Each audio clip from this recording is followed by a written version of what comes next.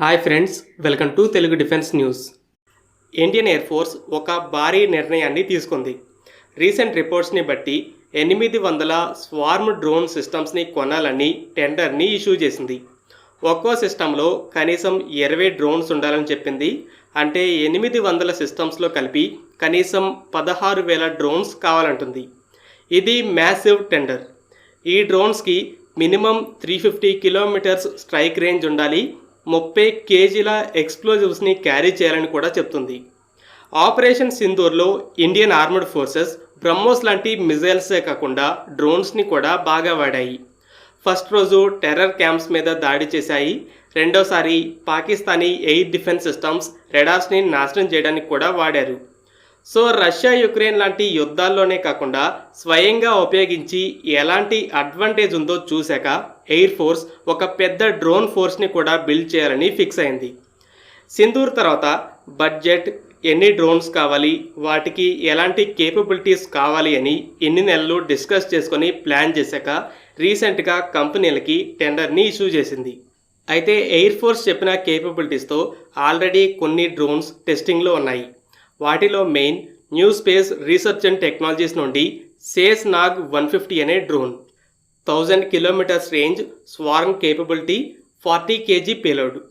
NAL కూడా same ఫీచర్స్తో Israeli హరోప్ టైప్లో ఉన్న డ్రోన్ని డెవలప్ చేస్తుందని తెలిసిందే. అయితే ఆ డ్రోన్ ఇప్పుడు ఇష్యూ చేసిన టెండర్లో అయితే క్వాలిఫై అవ్వదు. ఇక్కడ ఎయిర్ ఫోర్స్కి కావాల్సింది కమికాజే డ్రోన్స్ కాదు, లాయిటరింగ్ మ్యునిషన్స్ కాదు, స్వార్మ్ డ్రోన్స్. ఈ 3 రకాల డ్రోన్స్ చివరికి టార్గెట్ మీద సూసైడ్ అటాకే చేస్తాయి, కానీ పనిచేసే విధానంలో మాత్రానికి తేడా ఉంటుంది. ఫస్ట్ కమికాజే డ్రోన్ అంటే దీనికి కెమెరాస్ ఉండవు.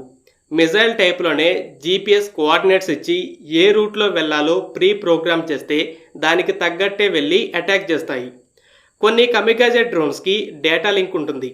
దారి మధ్యలో వేరే కోఆర్డినేట్స్ ఇచ్చి రూట్ని మార్చొచ్చు. కానీ డ్రోన్ మాత్రానికి శాటిలైట్ గైడెన్స్తో అటాక్ చేయడమే కానీ ఎలాంటి వీడియో ఫీడ్ని ఆపరేటర్కి ఇవ్వలేదు. మిజైల్స్లానే పదులు, వందల సంఖ్యలో కమికాజే డ్రోన్స్ని టార్గెట్స్ని సెట్ చేసి పంపొచ్చు. Second, loitering munition. ఈ డ్రోన్కి కెమెరాస్ ఉంటాయి. ఆపరేటర్ ట్యాబ్లెట్లో ఆ కెమెరా ఫీడ్ని చూస్తూ టార్గెట్ని సెలెక్ట్ చేసి అటాక్ చేయిస్తాడు. ఎగ్జాక్ట్ లొకేషన్ తెలియకపోయినా టార్గెట్ ఏ ఏరియాలో ఉందో తెలిస్తే ఈ లాయిటరింగ్ మ్యునిషన్ని పంపి ఒక 30 minutes to 1 hour అక్కడ వెతికి కనబడగానే అటాక్ చేయొచ్చు. ఒక ఆపరేటర్ ట్యాబ్లెట్తో ఒక డ్రోనే కాదు, ఆటోనమస్ ఫ్లయింగ్ డ్రోన్స్ అయితే 4 to 5 డ్రోన్స్ని కూడా మేనేజ్ చేయగలదు. సో టార్గెట్స్ ఎగ్జాక్ట్ లొకేషన్ తెలిస్తే కమికాజే డ్రోన్, జస్ట్ ఏరియా మాత్రమే తెలిస్తే లాయిటరింగ్ మ్యునిషన్. ఇక స్వార్మ్ డ్రోన్స్ ఏంటంటే వీటికి కెమెరాస్ ఉంటాయి. అయితే దానితో పాటు హెవీగా ఆర్టిఫిషియల్ ఇంటెలిజెన్స్ టెక్నాలజీ ఉంటుంది. ఒక్కో డ్రోన్ వీడియో ఫీడ్ని షేర్ చేస్తూ ఆపరేటర్తో కమ్యూనికేట్ అవ్వడమే కాదు, ఒక గ్రూప్గా వెళ్తూ వాటిలో అవే కూడా కమ్యూనికేట్ చేసుకుంటాయి. సపోజ్ ఒక మిలిటరీ కాన్వాయ్నే టార్గెట్ అనుకుందాం. 50 వెహికల్స్ ఉన్నాయి. వాటిని డిస్ట్రాయ్ చేయడానికి 50 స్వార్మ్ డ్రోన్స్ని పంపారు. కాన్వాయ్ ఉన్న లొకేషన్ని షేర్ చేస్తే ఆటోనమస్గా ఫ్లై చేసి ఆ లొకేషన్కి వెళ్తాయి, టార్గెట్స్ని ఐడెంటిఫై చేసుకుంటాయి. 50 డ్రోన్స్ని ఒకే ఆపరేటర్ కంట్రోల్ చేస్తాడు. అయితే ఆ 50 వెహికల్స్లో ఈ డ్రోన్ ఈ వెహికల్ని అటాక్ చేయాలని టార్గెట్ని సెట్ చేసే పని లేదు.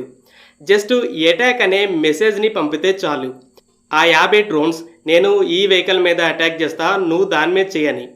క్లియర్గా చెప్పాలంటే 2 డ్రోన్స్ సేమ్ వెహికల్ని హిట్ చేయకుండా ఏ డ్రోన్ ఏ వెహికల్ని హిట్ చేయాలో అవే డిసైడ్ అయ్యి అటాక్ చేస్తాయి. ఒకవేళ ఆపరేటర్ 50 టార్గెట్స్ కోసం 100 డ్రోన్స్ని పంపితే ఒక్కో వెహికల్ని 2 డ్రోన్స్ టార్గెట్ చేయాలని ఇన్స్ట్రక్షన్ ఇస్తే చాలు, వాటిలో అవే కేటాయించుకుంటాయి. మీడియాలో పెద్ద సంఖ్యలో డ్రోన్స్తో దాడి జరిగిన ప్రతిసారి స్వార్మ్ డ్రోన్ అటాక్ అని తప్పుగా చెప్తుంటారు. డ్రోన్స్ ఒకదానితో ఒకటి కమ్యూనికేట్ అవుతూ నెట్వర్క్గా వెళ్ళి అటాక్ చేస్తేనే అది స్వార్మ్ డ్రోన్ అటాక్ అవుతుంది. వందల సంఖ్యలో కమికాజే డ్రోన్స్ మిజైల్స్లా జీపీఎస్ గైడెన్స్తో అటాక్ చేస్తే అది జస్ట్ శాచురేటెడ్ డ్రోన్ అటాక్ అవుతుంది, కానీ ట్రూ స్వార్మ్ అటాక్ అయితే అవ్వదు. అయితే రష్యా యుక్రెయిన్లు వాడే వేలాది డ్రోన్స్ కమికాజే లేదా లాయిటరింగ్ మ్యునిషన్స్. సింధూర్లో మన మిలిటరీ వాడింది లాయిటరింగ్ మ్యునిషన్స్. అయితే ఇక్కడ ఎయిర్ ఫోర్స్ కావాలనే 800 డ్రోన్ సిస్టమ్స్ అనేవి అసలైన స్వార్మ్ డ్రోన్స్. ఒక్కో సిస్టంలో మినిమం 20 డ్రోన్స్ నెట్వర్క్గా ఫామ్ అయ్యి అటాక్ చేయాలి, అలా ఉంటేనే ఈ టెండర్లో ఎలిజిబుల్ అని కండిషన్ పెట్టింది.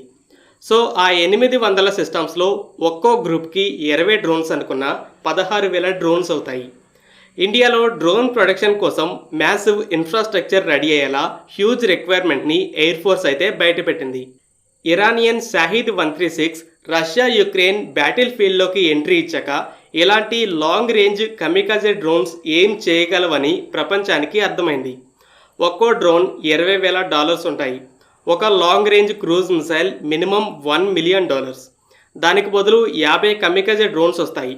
సో ఫాస్ట్గా ప్రొడ్యూస్ చేయొచ్చు. దీని తర్వాత చైనా సన్ఫ్లవర్ 200 పేరుతో కాపీని రెడీ చేసింది.